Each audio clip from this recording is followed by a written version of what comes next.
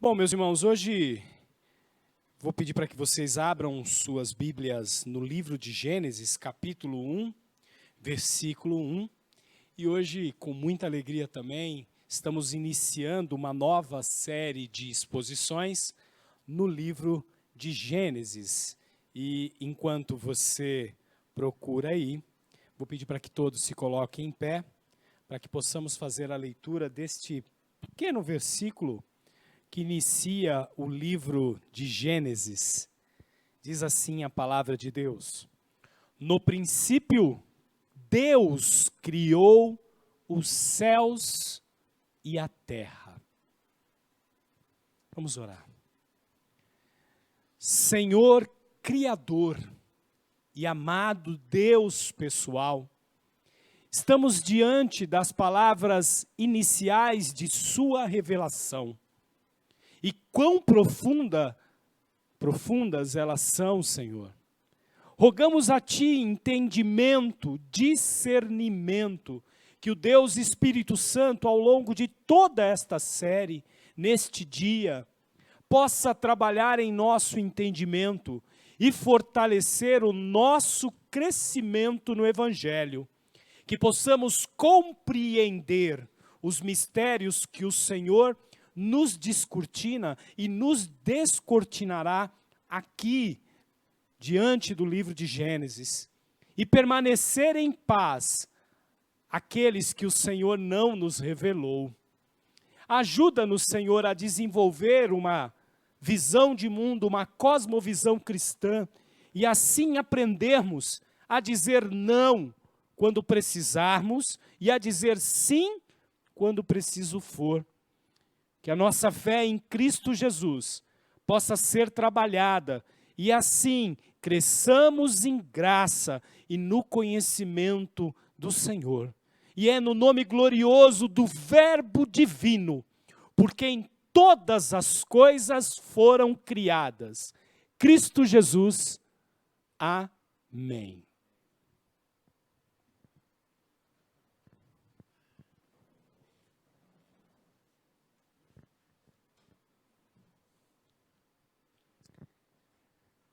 Bom, como já dissemos, iniciamos hoje, oficialmente, essa série no livro de Gênesis. Nosso desejo é expor, se Deus assim o permitir, o livro todo, os 50 capítulos, com as divisões dos textos, que naturalmente não seguem os capítulos. Mas faremos isso, meus irmãos, de forma fracionada, ponto a ponto, parando. Já estabelecemos um cronograma no presbitério, então fiquem tranquilos. Sugerimos então, a partir desse momento, que todos possam acompanhar esta série, juntamente com as nossas aulas de quarta-feira.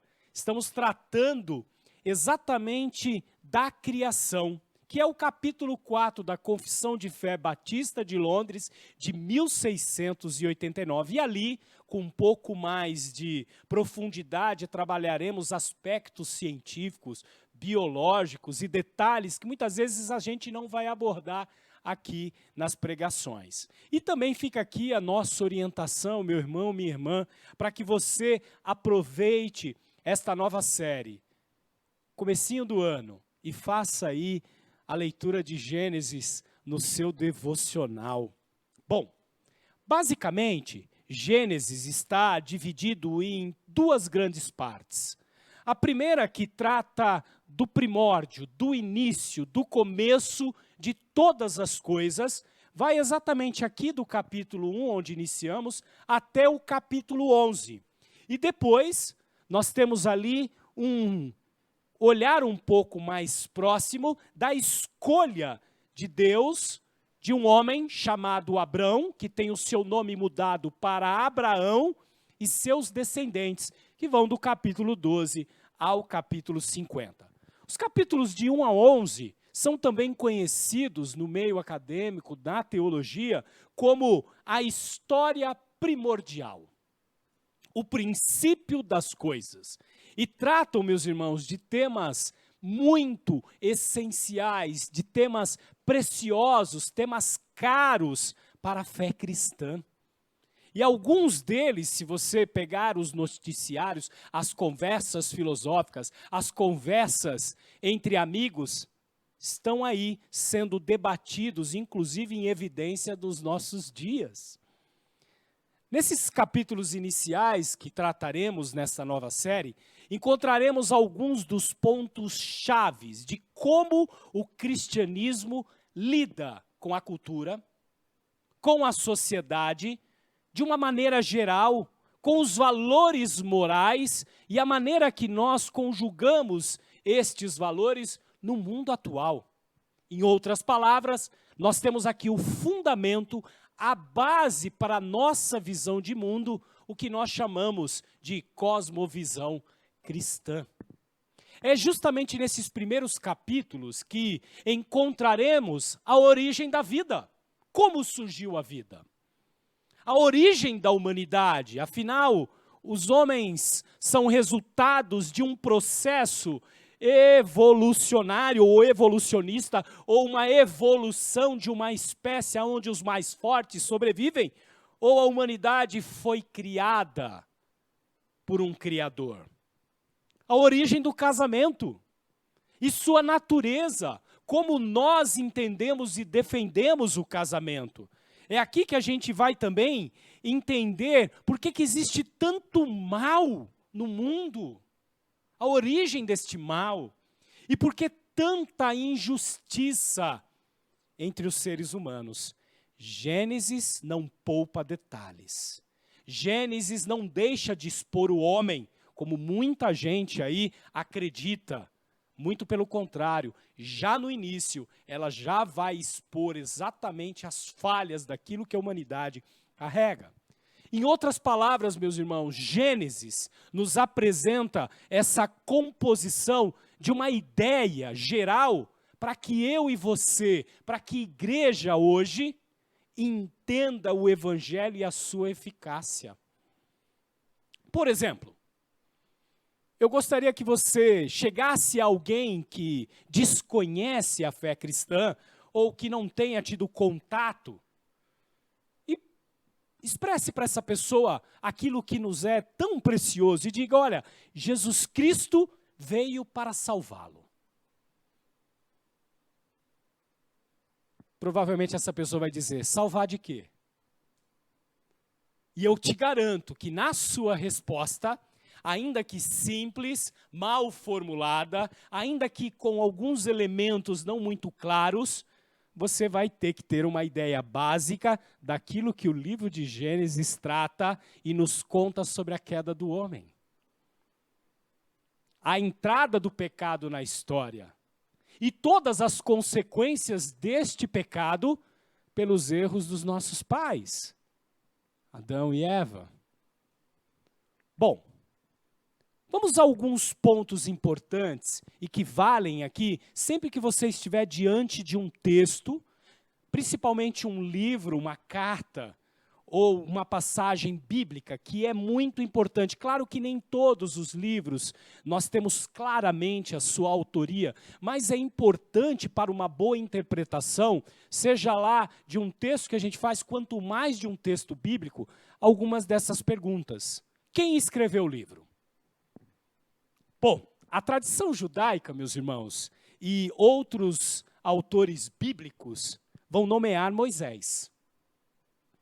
Moisés, sim, o profeta e libertador de Israel, como o autor não apenas do livro de Gênesis, mas dessa sequência dos 5 primeiros livros bíblicos, Gênesis, Êxodo, Levítico, Números e Deuteronômio, que formam dentro do entendimento judaico aquilo que eles chamam de o Pentateuco, a Torá, o livro da lei, e para nós, parte do Antigo Testamento.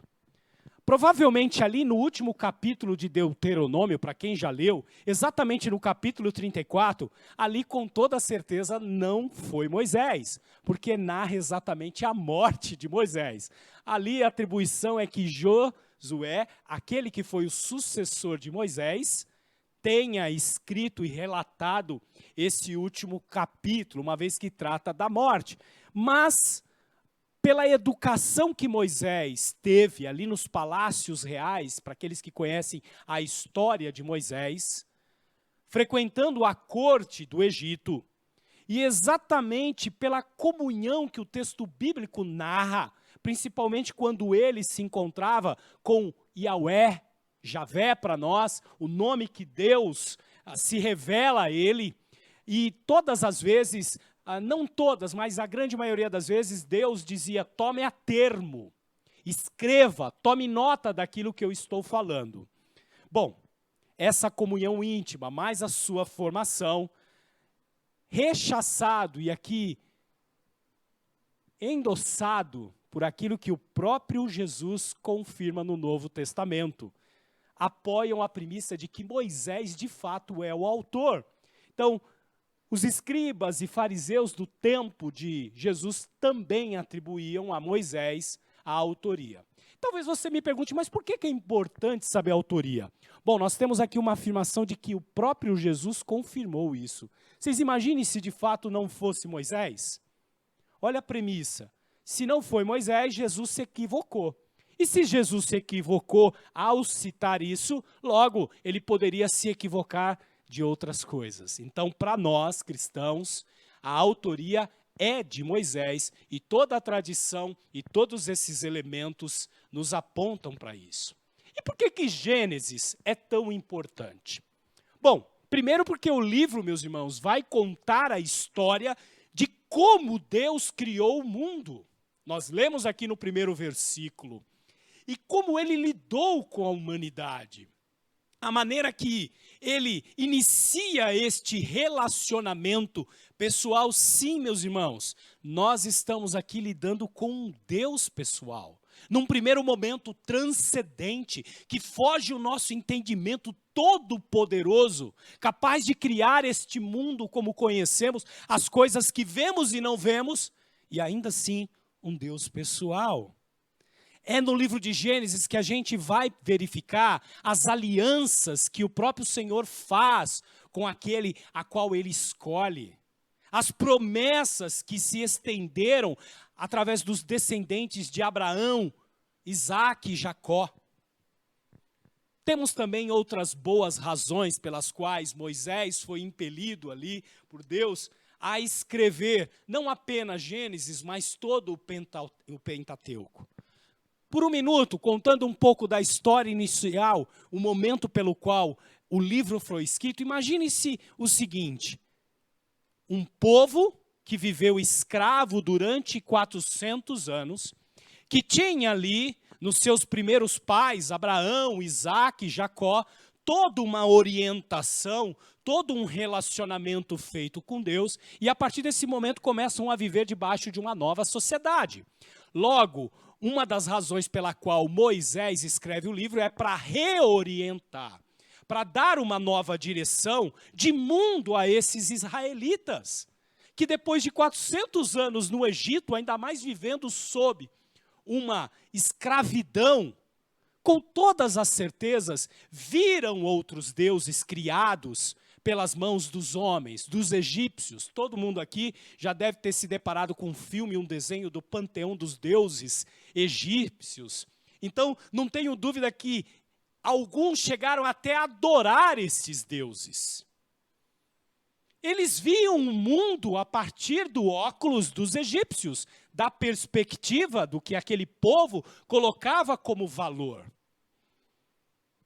Não tenho dúvida que adoravam a criação, a natureza e as representações que os homens fazem acerca de deuses e de todos aqueles a qual eles criam em sua mente para tomar o lugar do verdadeiro Criador.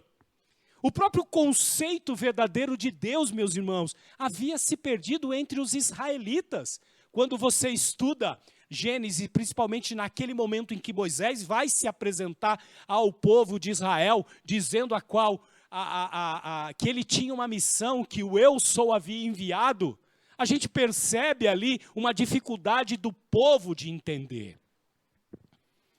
Perceba então como foi importante que eles tivessem isso, inclusive por escrito. Até aquele momento a tradição oral, Deus ali mantendo, mas aprove ao Senhor que naquele momento da história da humanidade, a sua palavra fosse tomada a termo, a sua palavra fosse escrita.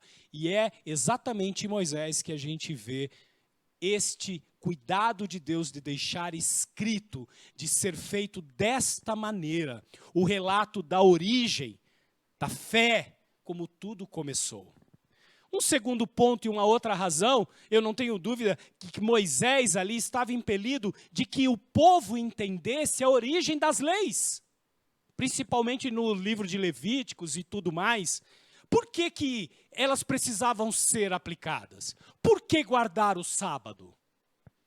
Gênesis vai nos mostrar. Teremos aqui uma exposição sobre esse momento. Deus cria o mundo em 6 dias e descansa no 7º.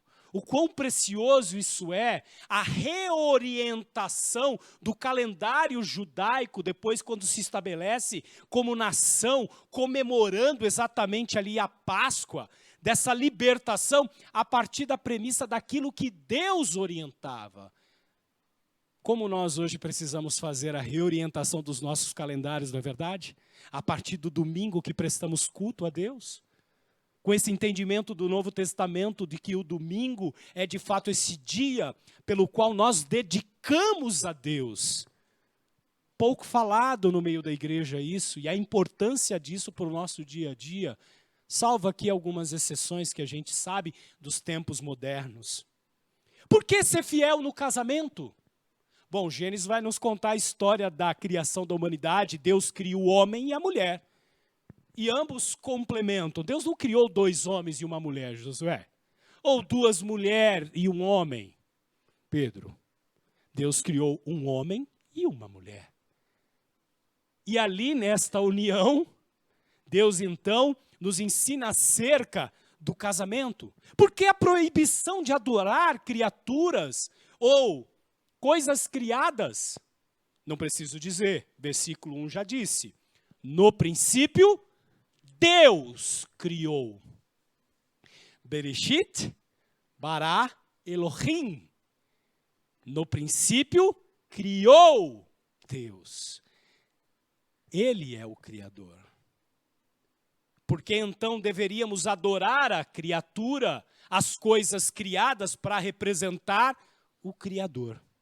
E sem dúvida nenhuma, a base moral pela qual Moisés então gostaria que este povo que estava se iniciando como nação, como Estado moderno, usando aqui uma figura jurídica de direito internacional, formando esse Estado, formando ali aquilo que viria a ser o que nós conhecemos hoje como Israel, como uma nação.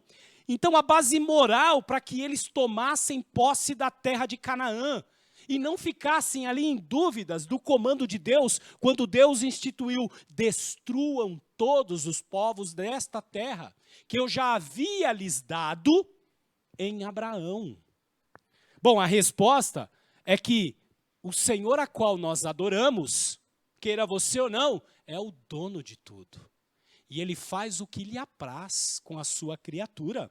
Se você subir agora lá no cartório de registros de imóveis, celestial, perguntar ali para o escrevente, olha, eu queria ver a matrícula do universo, do cosmo, ou seja lá o metaverso que você gosta. Você vai ver lá que tem um nome, Deus é o dono. E não foi para uso capião não, viu? É de origem. Ou seja, Ele é o proprietário de todas as coisas, sem dizer que como Senhor Criador, Ele é juiz. E cabe a Ele, como autor e criador, aplicar o juízo sobre a sua criatura. E foi exatamente isso que Ele fez. Usou Israel como instrumento de justiça, porque a maldade daquele povo já estava pelas tampas. Percebe então como faz a diferença? Como a gente começa a compreender a partir de uma perspectiva, de uma base moral? No princípio, meus irmãos, criou Deus os céus e a terra.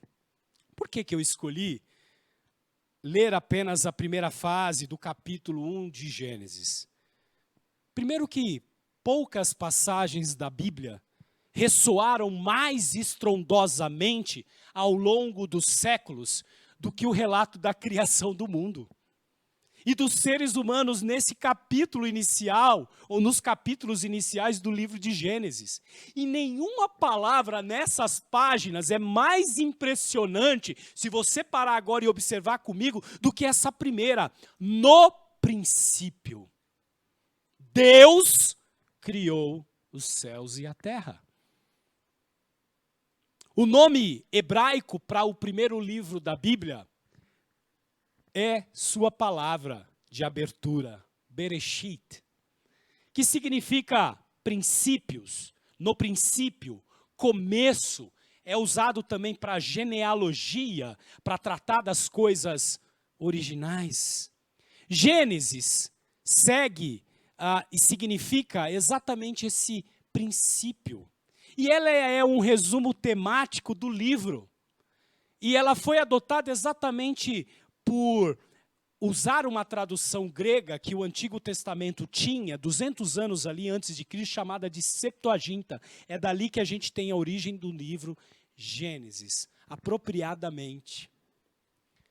O versículo 1, meus irmãos, certamente é majestoso, e ele é tão majestoso neste começo, para essa tão importante declaração que Deus faz ao mundo, essa verdade pública.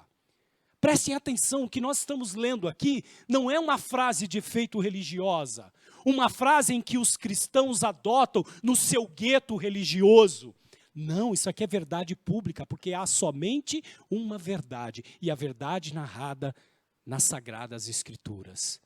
Deus criou céus e a terra. Tudo começa com Deus. Diante dele e fora dele, não há nada. Vou repetir, não há nada. Não lute contra isso, meus irmãos. Você que nos ouve, não lute contra isso. Tudo começa com Deus. Só aqui a gente já começa a entender a dimensão do relacionamento com esse ser, com Deus. Quem é esse Deus que adoramos? Gênesis 1:1 é a base, meus irmãos, doutrinária da criação. Aquilo que, na expressão em latino, que está em moda, aí o pessoal usa na camiseta, ex nihilo, que significa a partir do nada. E o Novo Testamento reforça esse entendimento ali quando Hebreus, na carta aos Hebreus, lá no capítulo 11, no versículo 3, o autor vai dizer: o universo foi criado pela palavra de Deus, de modo que o que se vê não foi feito do que é visível. Na frase que lemos, no princípio criou, Bereshit bará, esse verbo bará, no hebraico, essa forma que o verbo é colocado aqui, é interessantíssimo. Porque a gente passa despercebido, mas no hebraico você não consegue fugir no original. É um verbo usado apenas para Deus. É uma categoria que somente Deus pode ser o sujeito. Exatamente por essa dimensão de que ele cria e é o único capaz de criar do nada. A gente tem na humanidade essa mimetização, essa maneira pela qual nós criamos coisas, mas criamos a partir de alguma coisa. Aqui, bará é do nada. Um verbo especial. Tanto é verdade que quando você vai buscar a definição dele nos dicionários, esses homens que são chamados de lexicógrafos, esta é a profissão de quem escreve aí os dicionários, eles descrevem esse verbo numa categoria especial, usada apenas como um termo puramente teológico. Bereshit bará Elohim. Bará, do nada. Esse é o Deus que nós servimos. Não temos os detalhes de como Deus criou as coisas, ou do que elas foram criadas, ou detalhes que buscamos na nossa tendência natural de pesquisa, Estou aqui olhando para o meu filho, Lorenzo, que toda vez que chega em casa, corre ali aos pés da minha secretária e diz: Alexa, o que quer dizer tal coisa? E essa curiosidade nata, ele que é uma criança e a nós, bom, não temos detalhes aqui. E nós nos contentamos com isso. Porque Deus nos basta.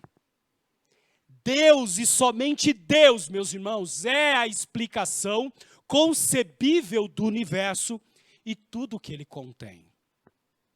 Céu e terra, céus e terra, expressão usada aqui no versículo 1, é um outro fator importante. Na verdade, quando você estuda a língua hebraica, na linguagem hebraica existe ali um elemento, uma forma de figura da linguagem hebraica chamada de merismos. Eu não quero aqui entrar nesses detalhes, mas céus e terra é a utilização dessa figura de linguagem. E o que significa? Na verdade, isso vem de um conceito grego que mero quer dizer parte. É quando você pega duas partes de alguma coisa para dar uma ênfase.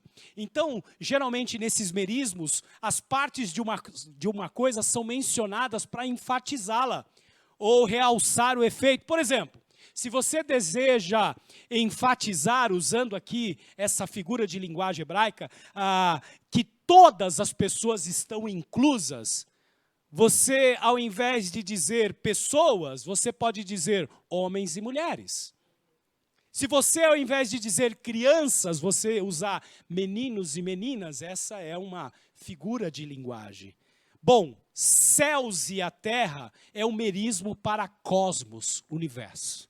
E é tão maravilhoso a simplicidade da linguagem, tem que ser de fato Deus que está por trás, a autoria da palavra.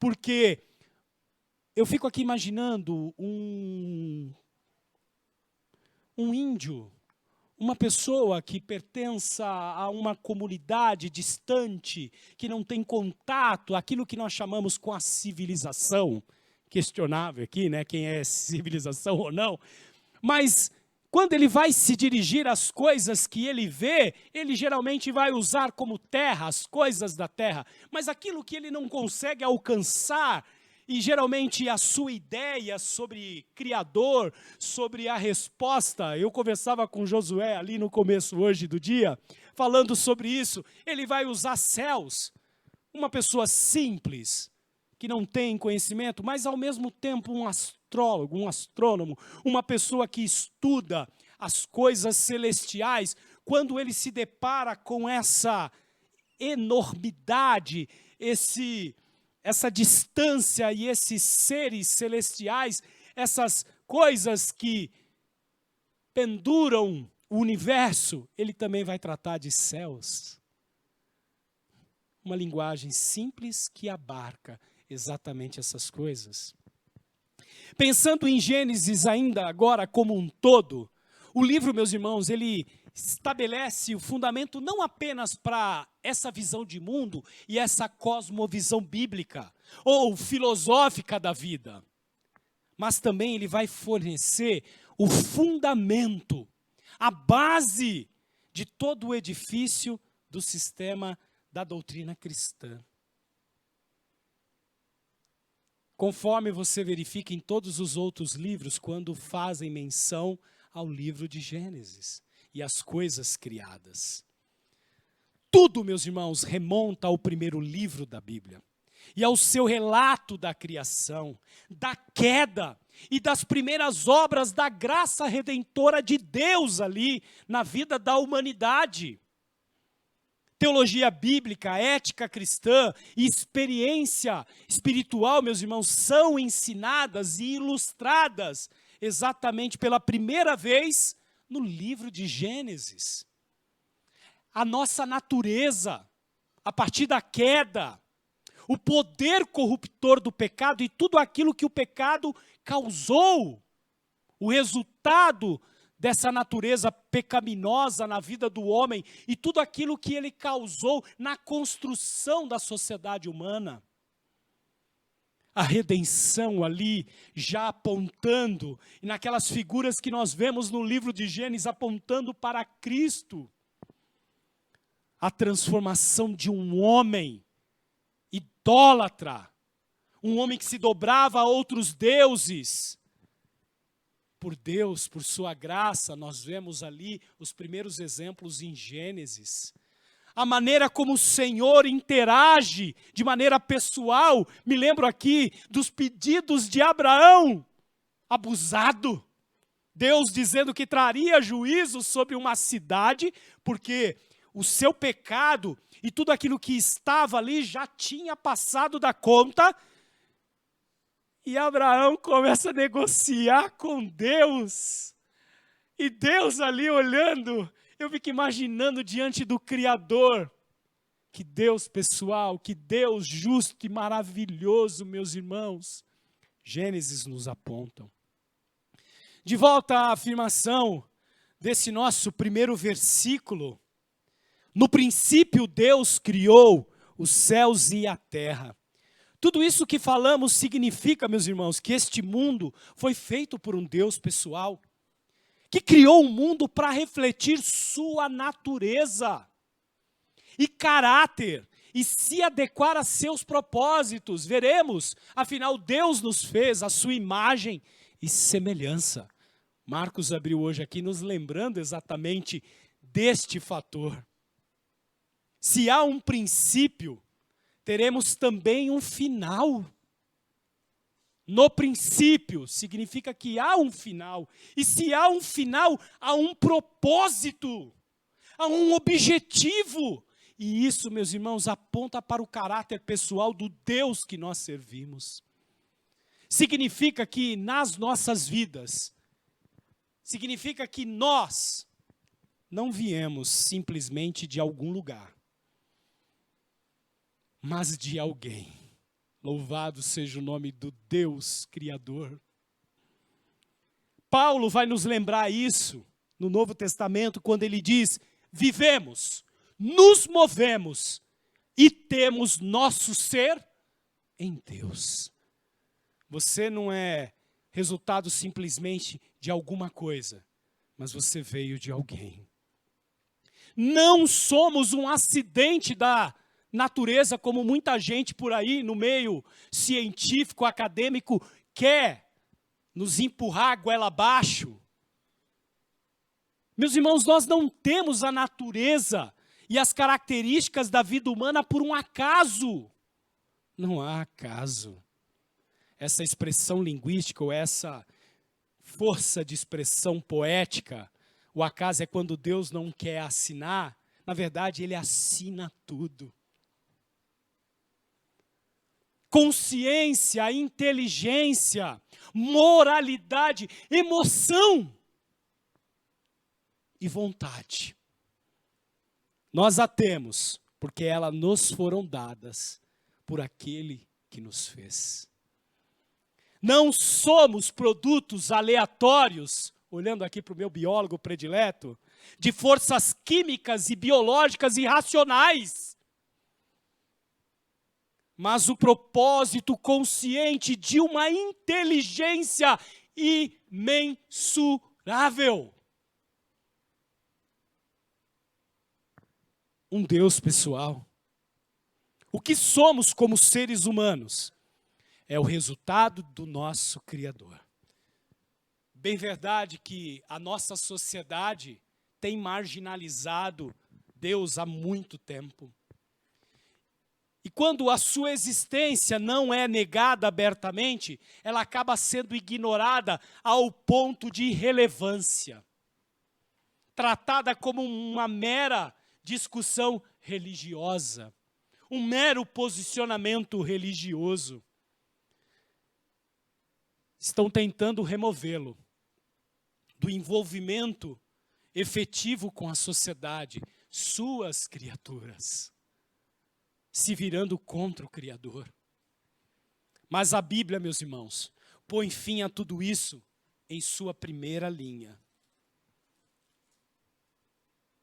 No princípio, Bereshit, Deus criou, Bará Elohim. Deus criou. Houve tempo, se é que se pode chamar de tempo, em que Deus, na unidade da sua natureza, habitava só, embora subsistindo em 3 pessoas divinas: Deus Pai, Deus Filho e Deus Espírito Santo. No princípio, Deus, durante uma eternidade passada, é a forma da gente tangenciar isso que eu estou tentando falar para vocês. Deus esteve só, mas cuidado, quando eu digo que ele esteve só, ele não estava solitário. A Trindade estava ali. Aquilo que viria a ser trabalhado com mais eficiência e eficácia no Novo Testamento, aqui a gente já tem sombras apontando. E eles se relacionavam em harmonia. E preste atenção, esse é o Deus que nós servimos. Ele era antes de tudo. Ele sempre foi, é e sempre será completo. Completo, na eternidade antes da criação, ele era completo, satisfeito em si mesmo, não necessitando de nada. Ele não criou porque ele estava carente. Ou quando a gente que fica com vontade de comprar alguma coisa, naqueles dias que a gente está ali com o ego baixo, dá uma vontade, né? Deus não, meus irmãos. E isso coloca por terra toda essa teologia impura, essa criação humana de achar que o homem é o centro do coração de Deus. Essas novas falas que procuram alimentar aquilo que nós temos de pior. Bereshit, bara Elohim. No princípio, Deus criou. Ele não precisava de nada. Ele era autossuficiente e é, e sempre será. Mas ele escolheu nos criar. A sua imagem e semelhança. Ainda que em Malaquias 3,6 a gente tenha lá a expressão que demonstra isso: eu sou o Senhor e não mudo. Não há variação de mudança nele.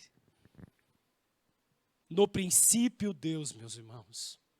É dessa maneira que queremos iniciar Gênesis. É dessa maneira que queremos trazer para vocês aquilo que será trabalhado domingo após domingo. O que a gente pode tirar de aplicação prática disso que a gente disse? Bom, a primeira delas é uma orientação nossa aqui para vocês. Em sua leitura devocional, naquilo que você vai nos acompanhar aqui nas exposições dos textos, ou quando você ali estiver focando o ensino sobre Gênesis ou qualquer outra carta, livro bíblico, mantenha Deus em foco. Por mais gostoso que as histórias dos personagens procura trazer ali para a gente essa curiosidade, mantenha Deus em foco. É isso que a gente precisa fazer em Gênesis. Considere aquilo que nos é revelado sobre os atributos de Deus, a maneira pela qual Deus não muda o seu caráter e como ele se relaciona com a sua criação, e em especial com o homem.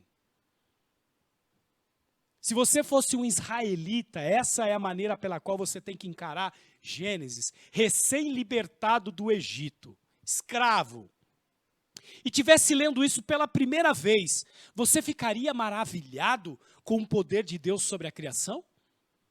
Ou sua ira, a maneira como ele lida com o pecado?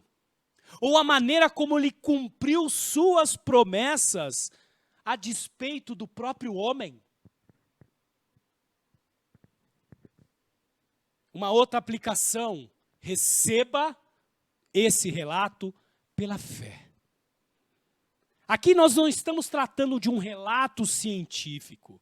Por mais que às quartas-feiras traremos elementos ali para corroborar exatamente como essa narrativa é a que mais racionalmente a gente pode tangenciar ali como algo que de fato é verdade, nós precisamos receber isso pela fé, meus irmãos. Hebreus 11:3 vai nos dizer isso. Pela fé, entendemos que todo o universo foi formado pela palavra de Deus. Assim, o que se vê originou-se daquilo que não se vê.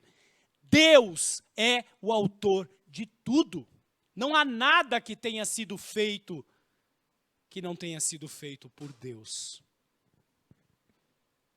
Uma outra aplicação. Nós não teremos respostas para muitas perguntas aqui. O texto da criação não nos responde algumas delas como gostaríamos. E como é que a gente se porta diante disso? Exatamente conforme o texto bíblico nos diz. Onde o texto se cala, deveremos nos calar.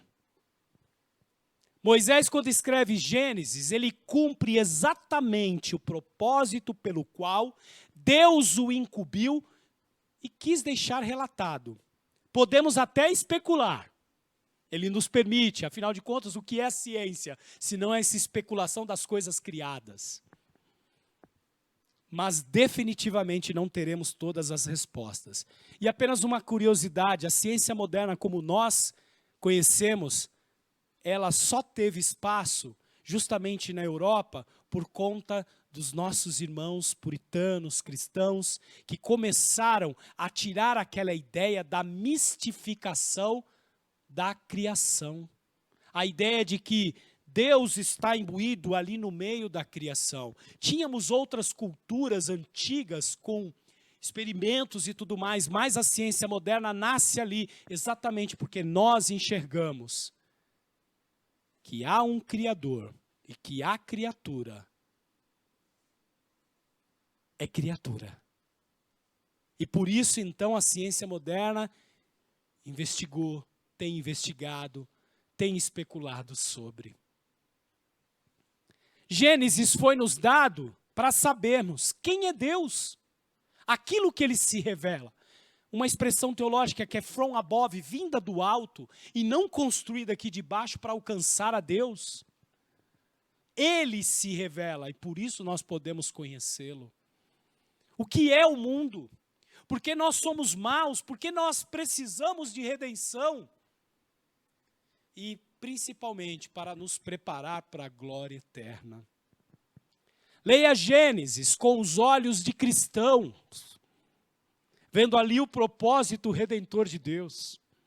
A consciência de cada uma dessas características deve nos levar à adoração, à esperança do dia a dia diante do mal e das dificuldades, daquilo que enfrentamos que parece nos esmagar. Lembre-se, a cada um dos feitos, daquilo que Deus interagiu na história da vida humana, na narrativa, Ele é todo-poderoso. Ele é fiel, não muda, e Ele é justo. E o seu desejo, promessa, aliança, é abençoar a sua criação. E isso um dia será plenamente realizado. Maranata, vem Jesus. Concluindo, meus irmãos, Gênesis nos é apresentado para reforçar e nos orientar ou reorientar acerca da sua, da minha, da nossa visão de mundo. É isso que é cosmovisão. Todas as narrativas que ouvimos por aí, de que o mundo é dominado por duas forças antagônicas, não é nada novo.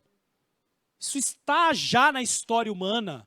Lá no Novo Testamento, nos primeiros anos ali da igreja, isso surge exatamente com conceitos dualistas, maniqueístas. Esse era o nome das seitas, os maniqueus se apropriaram disso. E desde então isso tem sido disseminado. E pasmem, muito crente vive dessa maneira. Me lembro aqui da pregação, a primeira que fiz de Gênesis, logo quando assumi meu pastoreio pela primeira vez. Isso tem uns 27, 28 anos já.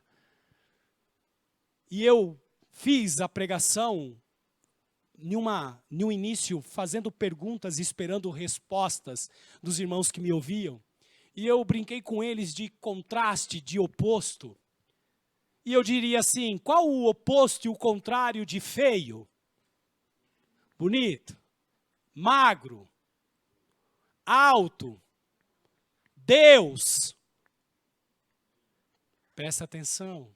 Se a tua cabeça pensou em falar Satanás, diabo, é porque você ainda vive essa cosmovisão, essa visão de mundo dualista. Satanás é criação, é anjo caído. Não há nada como Deus, meus irmãos. Ele está antes de tudo. No princípio, Deus criou céus e a terra.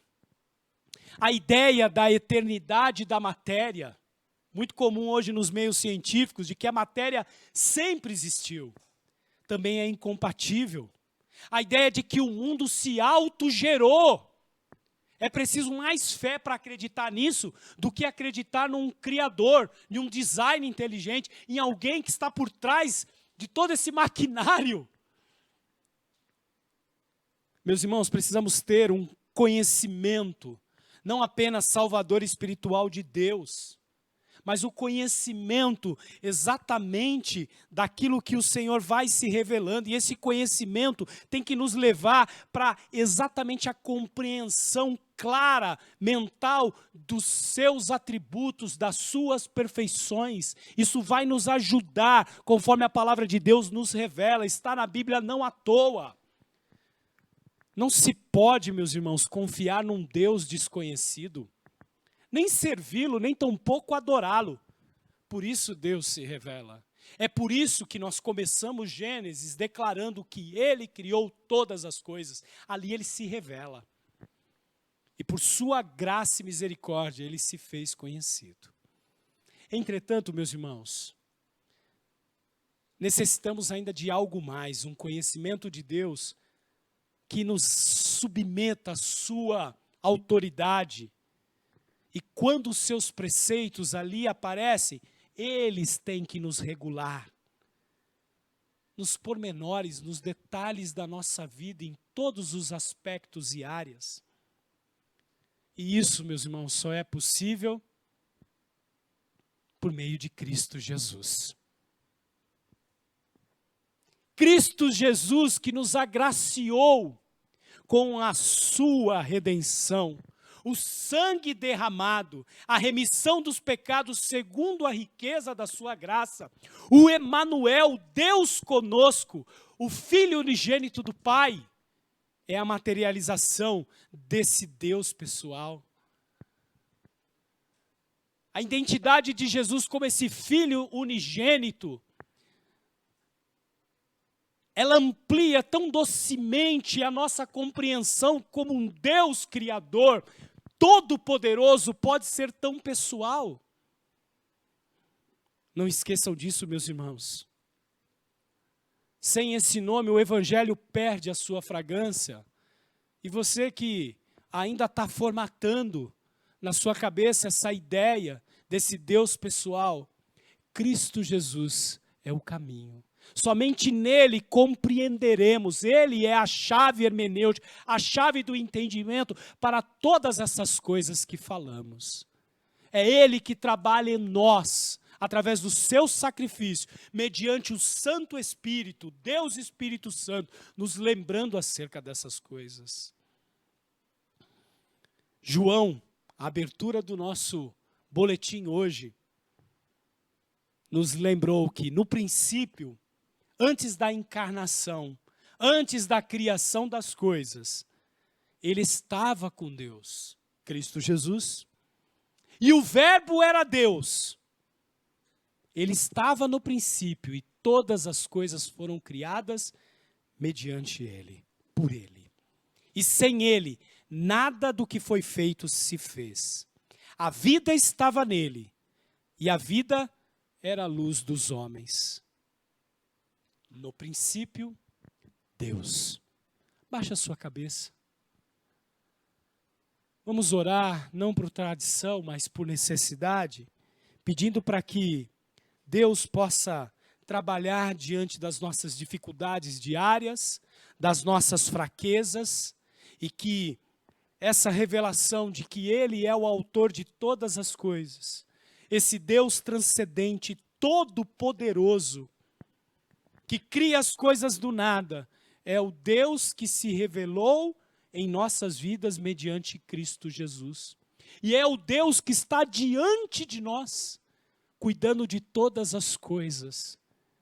É um Deus que não muda e que cumprirá os seus propósitos na vida do seu povo, da sua igreja, na vida de nós aqui, Igreja Batista no Centro, na vida de cada um de vocês diante das dificuldades. É esse Deus que nós adoramos.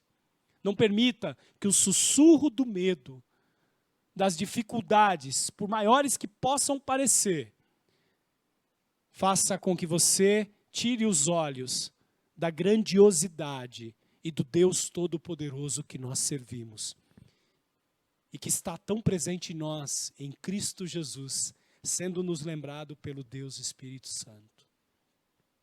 Senhor, tende misericórdia de nós, Pai.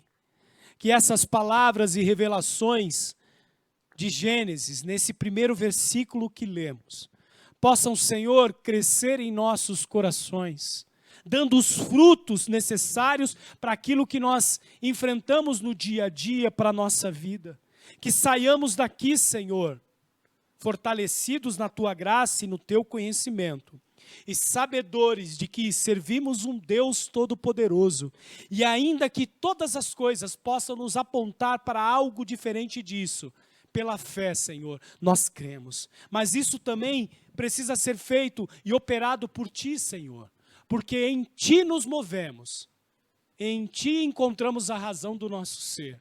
E aqueles que nos ouvem, Senhor, mediante a gravação desta pregação, que o Senhor possa se revelar ao coração deles, como um Deus não todo-poderoso apenas, um Deus criador, um Deus pessoal, mas um Deus Salvador, o Emanuel, Cristo Jesus, trazendo, Senhor, essas pessoas para o nosso meio, Senhor, para a Tua igreja. É o que pedimos em nome de Cristo Jesus. Amém.